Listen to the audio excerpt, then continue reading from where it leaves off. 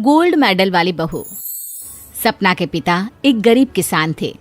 माँ पिता खेत में काम करते तो पीछे से सपना गांव के बच्चों के साथ हॉकी खेलती।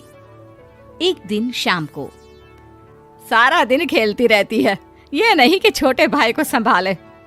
माँ पता है, मैंने आज हॉकी में पास के गांव के लड़कों की टीम को हरा दिया। अरे वाह वाह मेरी बेटी, शाबाश। ये ले कर रुपया, जा जाकर टॉफी खा ले। सपना खुशी से पिता के गले लग जाती है और बाहर चली जाती है। अरे तुम इसको बिगाड़ रहे हो, मैं ना इसकी शादी ही करा दूंगी। ऐसा कैसे शादी करा देगी? हाँ, अभी तो उम्र खेलने की है। माँ बड़बड़ करती वहां से निकल जाती है। लेकिन शाम को उन लोगों के घर कुछ लोग आते हैं। अरे राम सुखिया, जरा ये तो बतलाओ, सपना के बारे में क्या सोचा है? अरे क्या सोचना है मास्टर जी, पढ़ रही है, जितना पढ़ सकती है पढ़े, फिर शादी करवा देंगे, कोई अच्छा सा गांव का ही लड़का देख लेंगे। अरे तुम तो उसके पिता हो, तुमको कुछ नहीं पता? माँ घबरा जाती है। अरे का मास्टर जी, का पता नहीं, का हो गया? हम तो इनसे पहले ही बोल रहे थे कि लड़की की जात है, संभाल लो। अरे भाभी जी, आप भी ना कभी अच्छा भी सोच लिया करो। अरे सपना क्या खेलती है हॉकी, बड़े से बड़े आदमी भी नहीं जीत पाते हैं उससे। कल गांव में एक टीम आ रही है, लड़कियों की हॉकी खेलने उसे भेज देना, वहां शायद कुछ बात बन जाए। अरे ना ना मास्टर जी, कोई खेल वेल नहीं करवाना हम लोगों को, वो भी शहर के लोगों के साथ तो बिल्कुल भी ना। शहर के लोगों को ना कोई भरोसा नहीं होता मास्टर जी। अरे कैसी बात कर रही हो सपना की माँ, बुरा आदमी तो हर जगह मिल जाएगा, उसके लिए शहर का और गांव का। हाँ हाँ मास्टर जी, हम लोग तैयार हैं, कल आ जाएगी सपना वक्त से। माँ के लाख मना करने पर भी पिता सपना को हॉकी टीम के लिए भेज देते हैं। शाम को सपना वापस आती है, लेकिन लट के मुंह से। और क्या हो गया, मार खाई हो का? कौन मारेगा हमें? कोई मार वार खाकर नहीं आए। अरे फिर शकल पर 12 क्यों बजे हैं, बताओगी? देखो माँ, आप समझोगी नहीं, बताकर फायदा क्या है? अरे बिटिया रानी, हम तो समझेंगे ना, हमें ही बता दे। सपना पापा के गले लग जाती है।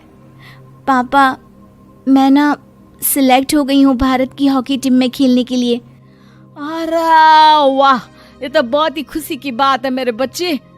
फिर मेरी गुड़िया काहे परेशान है? पापा, मुझे दिल्ली जाना पड़ेगा आगे की प्रैक्टिस के लिए। माँ जो सारी बात सुन रही होती है, जोर से चिल्लाती है। एक पैसा नहीं है मेरे पास, समझे? कुछ नहीं दूंगी। शादी के लिए लड़का फाइनल भी कर दिया है, कल्ले का बेटा, वो शादी कर लेगा तुमसे। सपना पिता की ओर देखती है।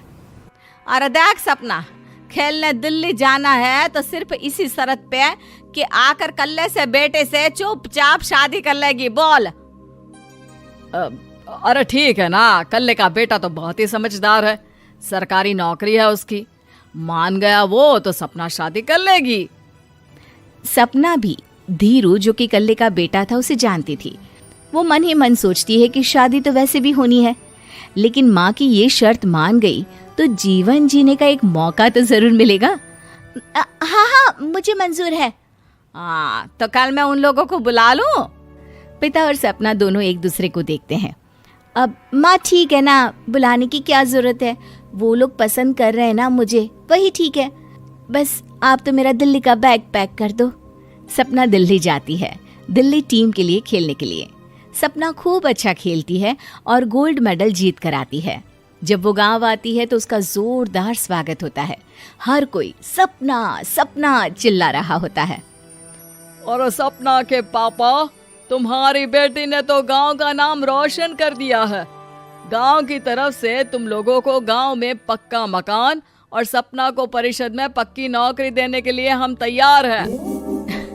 अरे वाह वाह, पक्का मकान, ये तो बहुत अच्छी बात है, लेकिन सपना की नौकरी नहीं चाहिए हमें। हाँ, कैसी बात कर रही हो सपना की माँ? लड़की की नौकरी रहेगी तो अपने पैरों पर खड़ी रहेगी, किसी के आगे झुकने की जरूरत ना पड़ेगी। अरे चुप रहो, हम तो नौकरी ना करते हैं, पर मजाल है कि किसी के आगे झुके हो। ना ना, हमारी बेटी नौकरी नहीं करेगी। पिता लाख समझाते हैं लेकिन माँ नहीं मानती। और फिर वो दिन भी आ जाता है जब सपना को अपने कहे अनुसार लड़के से शादी भी करनी पड़ती है। ससुराल में। ए बहू, तू रोज रोज सुबह कहाँ जाती है? घर का सारा काम निपटा कर कहाँ भागती है? माँ का घर तो पास ही है, वहीं निकल जाती है क्या? नहीं माँ जी, मैं हॉकी खेलने जाती हूँ, मुझे खेलना पसंद है। खेलना पसंद है? अरे कैसी बात कर रही है बहू, शादी के बाद तो कोई लड़की खेलती फैलती नहीं है, वो घर का काम काज देखती है। सपना कुछ नहीं कहती। वो एक रोज कमरे में अपनी अलमारी ठीक कर रही होती है कि तब सुनो, वो जो लटक रहा है ना, क्या बोलते हैं उसे? मेडल। सपना पति की बात सुनकर खुश हो जाती है, उनके पास जाती है। मैं सोच ही रही थी कि तुमने कभी पूछा क्यों नहीं। ये मेडल है, मैंने जीता है, पता है, हॉकी में। बड़ा मैदान, बहुत से लोग, 2 टीम और फिर शुरू होता है जुनून। पता है, लगता है जैसे बस जिंदगी यही है, खेलते रहो, भागते रहो, दौड़ते रहो और लक्ष्य को पालो। सुनो ना, मैं ना भारतीय टीम के लिए खेलना चाहती हूँ। माँ, यहाँ तो आ जरा। सपना हैरान हो जाती है कि ये क्या हो गया, पति अचानक से माँ को क्यों बुला रहा है। हाँ बेटा, क्या हो गया? काहे गला फाड़ रहे हो? माँ, ये सपना क्या कह रही है? अरे बीवी तो बोलती ही रहती है बेटा, लेकिन क्या हो गया, चिल्ला क्यों रहे हो? ऐसा क्या बोल दिया इसने? माँ ये बोल रही है कि इसको खेलना है भारतीय टीम के लिए। सपना डर जाती है। नहीं माँ जी, मैंने कहा कि मैं चाहती हूँ कि वो मैं बोला था ना, शादी के बाद कोई खेलता नहीं, घर का काम काज देखता है, लेकिन फिर भी। नहीं माँ जी, ठीक है, मैं घर का काम देखूंगी, कल से मैं खेलने भी नहीं जाऊंगी, माफ कर दीजिए। सपना पति की तरफ देखती है जो माँ की तरफ देख रहा होता है। उसे गुस्सा तो आता है, लेकिन करती भी तो क्या, सास के सामने कैसे पति की क्लास लगाती। अरे बेटा, अब क्यों घूरे जा रहे हो बहू को? माँ, अभी इस बात का फैसला करके जाना, वरना ये तो तेरे कमरे से जाने के बाद मुझे। अब चुप हो जाइए आप, छोटी सी बात का बतंगड़ मत बनाइए। छोटी सी बात? बहू, ये कोई छोटी बात नहीं है।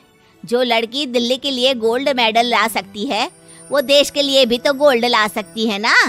हम लोगों को किसी चीज की कमी नहीं है बहू, घर का काम तो कोई भी कर लेगा, लेकिन देश का नाम रोशन करने के लिए सपना चाहिए।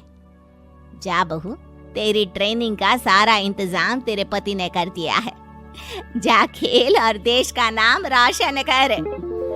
सपना की आंख में आंसू आ जाते हैं। वो सोचती है कि बेटियों को मायके के साथ अगर ससुराल में भी सहयोग मिले तो ऐसा कोई काम नहीं जो वो नहीं कर सकती है।